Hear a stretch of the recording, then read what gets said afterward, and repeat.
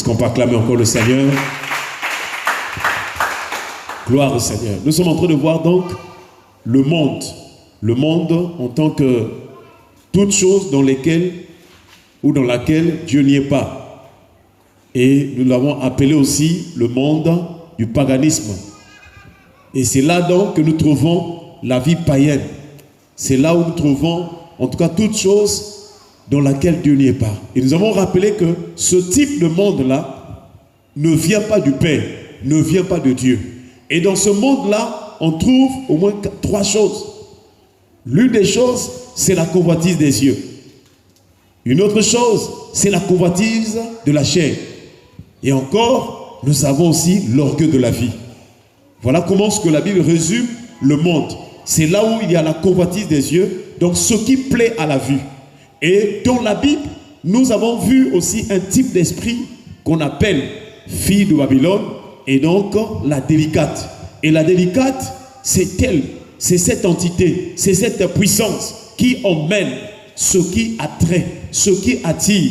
Et tous ceux qui sont attirés par les œuvres de cet esprit-là deviennent des idolâtres, deviennent des hommes et des femmes passionnés, fanatiques pour ce type d'esprit. Et il y a des cœurs, il y a des hommes dans ce monde qui sont attachés à ce style de vie, qui sont attachés à la conduite de cet esprit qui est appelé aussi l'esprit de Babylone. Et cette fille de Babylone vierge, qu'on appelle la délicate ou la voluptueuse, est en train de faire rage. Parce que presque, je dirais, la majorité des hommes sur la terre sont déjà sous l'envoûtement. Dans Apocalypse chapitre 17, la Bible déclare que tous les habitants de la terre, c'est avec elle que les habitants de la terre se sont délivrés. C'est du vin de sa débauche que tous les habitants de la terre se sont délivrés. Donc, nous voyons qu'elle envoûte les habitants de la terre à travers les choses qui attirent. Elle envoûte les habitants de la terre à travers ce qui brille. Elle envoûte les habitants de la terre à travers ce qui vraiment est comment dirais-je, qui brille, comme je l'ai dit tout à l'heure, frères et sœurs. Donc, nous voyons que dans ce monde, il y a des choses qui attirent, mais derrière lesquelles se trouve la puissance de Babylone, derrière lesquelles se trouve la puissance de cette fille de Babylone.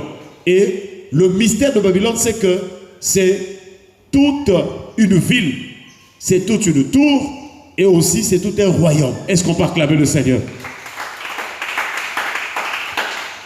Dans la vie de l'homme, s'il y a un piège que le diable utilise, c'est l'attrait. Dans la vie de l'homme, s'il y a un piège que le diable utilise, c'est quelque chose pour t'attirer. Donc le diable, pour prendre au filet, pour faire chuter un homme, une personne, il utilise quelque chose qui brille. Il utilise quelque chose qui attire.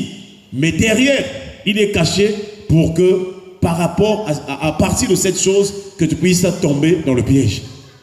Voilà pourquoi, avant d'aborder quoi que ce soit, avant d'accepter quoi que ce soit, avant de faire quoi que ce soit, il faut consulter l'Éternel.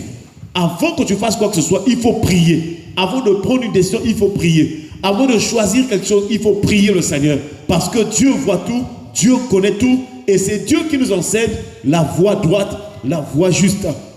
Chers frères et sœurs, dans les choix, dans les décisions, il faut consulter Dieu. Est-ce qu'on peut acclamer le Seigneur? Nous avons vu que la délicate, il utilise des moyens pour attirer. Ça peut être aussi dans le commerce, les affaires, la musique et bien d'autres choses. Nous pouvons citer aussi le sport, les jeux qui existent d'ailleurs dans ce siècle. Beaucoup de gens passent leur temps à ces distractions-là. Mais c'est un danger. Et aussi, ce qui attire aussi, ce sont les fêtes, les festins, les lieux où les gens passent du temps pour boire, pour manger. Toutes ces choses-là, toutes ces distractions-là, pour la plupart des cas, je ne dis pas que toutes ces choses, mais la plupart des cas où il y a des fêtes, où il y a des choses, des distractions, cela vient donc de vraiment cet esprit-là qu'on appelle donc Babylone. Et son influence est en train de faire ravage, en train d'emmener beaucoup de gens dans le monde des ténèbres. Même lorsqu'on est avec Dieu, si on ne fait pas attention, Si on ne consulte pas Dieu, on peut être tenté par les attraits de cette vie. On peut être tenté par les choses de cette vie. C'est pourquoi ce soir, nous voyons par exemple Lot. Un jour, Lot aussi a été comme attiré par quelque chose, mais qui n'était pas de Dieu. Nous voyons la vie de Lot. Il marchait avec Abraham. Mais une fois que Dieu les a bénis, la Bible déclare qu'ils avaient tellement de richesses. Leur richesse était considérable. Et lorsque leur richesse est devenue assez grande ou abondante, ils ne pouvaient pas contenir, vivre ensemble.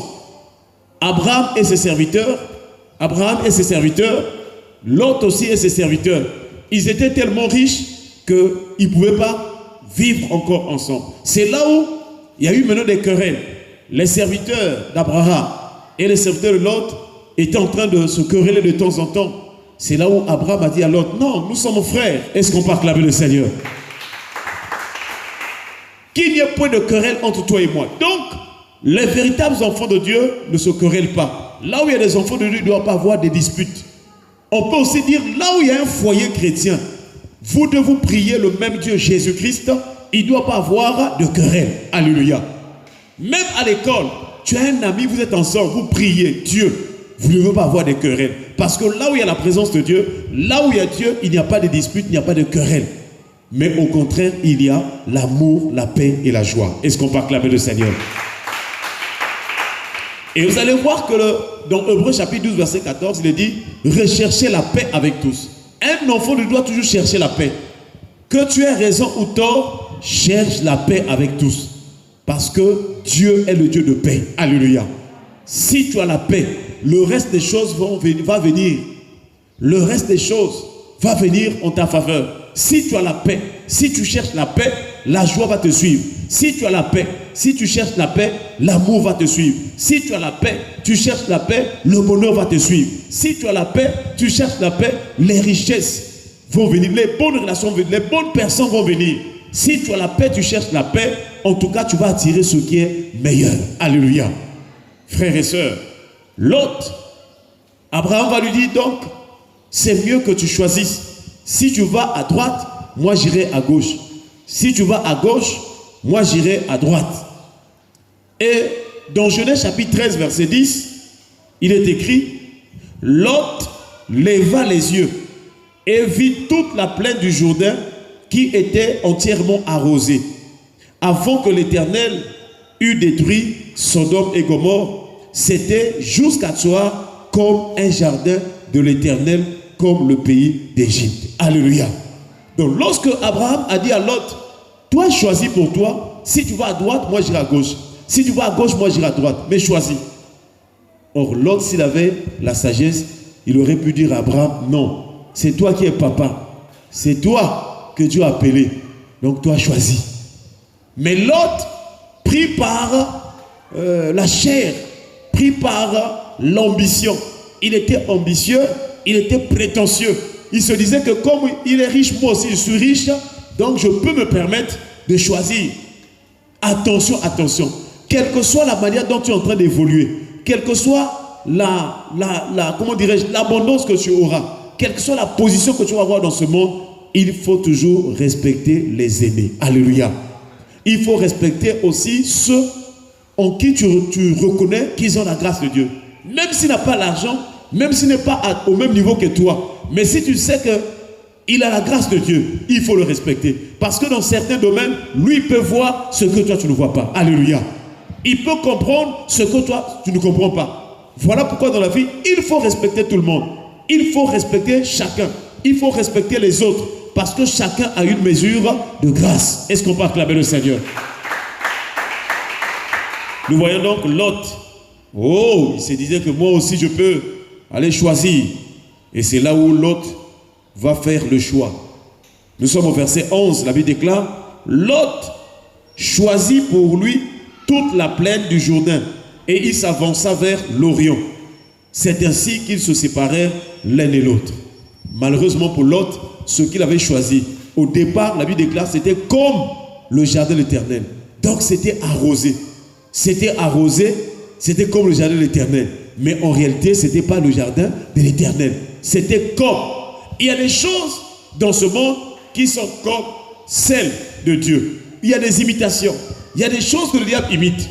Le diable imite beaucoup de choses pour vouloir attirer les enfants de vers lui. Nous voyons par exemple, si nous prenons sur les dons, Dieu par son esprit donne des vrais dons qu'on appelle les dons spirituels, les dons de l'esprit. Est-ce qu'on peut acclamer le Seigneur? Et donc là où il y a l'esprit de Dieu, le don de la prophétie par exemple peut se manifester, le véritable don de la prophétie. Mais le diable aussi peut imiter. Le diable aussi, il a ses agents, il y a des gens qui prophétisent aussi. Mais ces gens-là prophétisent par des démons, par l'esprit de Python, par l'esprit de divination. Ils peuvent dire parfois quelque chose de bien ou de vrai, partiellement. Mais dans la suite ou après, ils vont toujours faire ce qui est du diable. Je prends un exemple. Si un faux serviteur, si une personne qui travaille avec le diable vient avec le don de la prophétie, il te dira des choses qui vont t'attirer, il te dira des choses qui semblent être bien. Mais à la fin, parfois il va te demander l'argent. Alléluia. Il va d'abord te parler que non, Dieu t'aime. Je vois que, en tout cas, Dieu est en train de me dire que non, cette année tu seras béni. Toi déjà, tu sais que la bénédiction c'est toujours quelque chose de bien.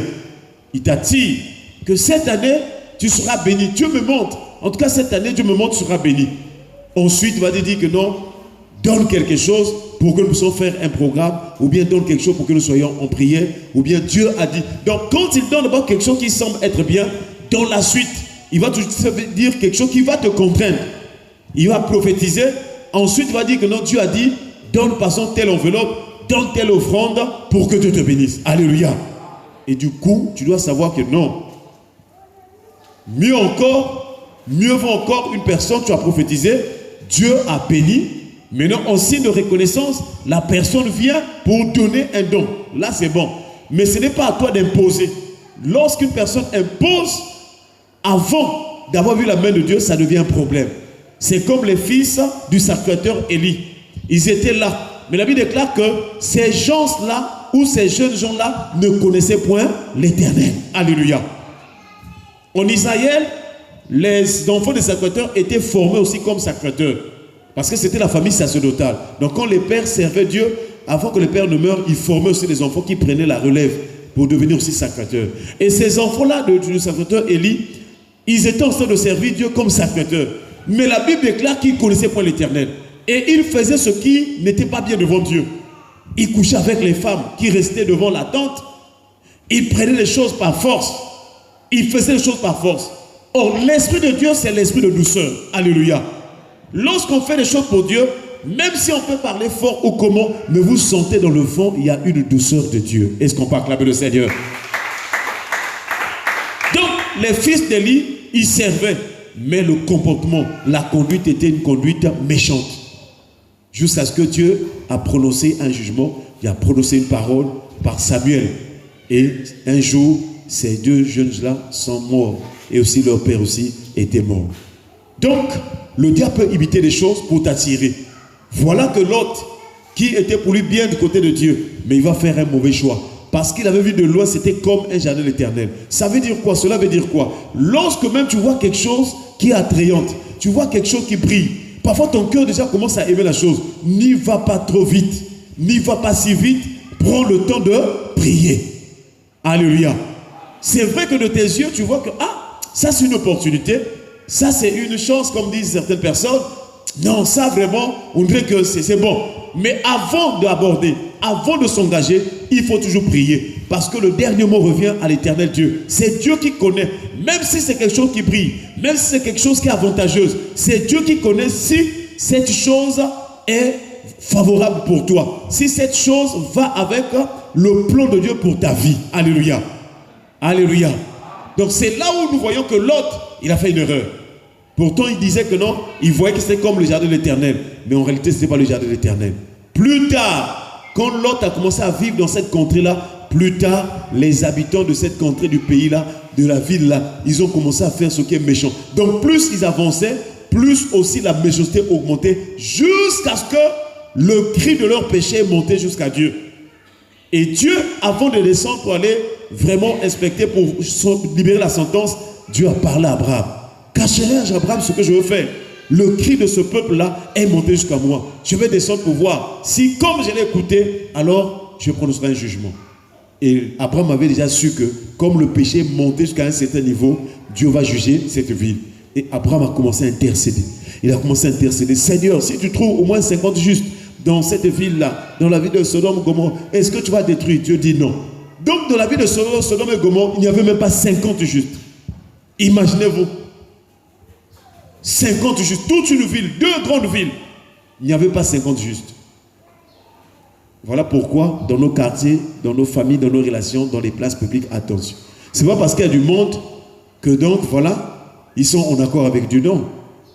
Vous pouvez avoir un espace, vous pouvez avoir une grande église, vous pouvez avoir des gens qui se retrouvent, des gens qui sont quelque part, mais parfois il n'y a pas même 5 justes.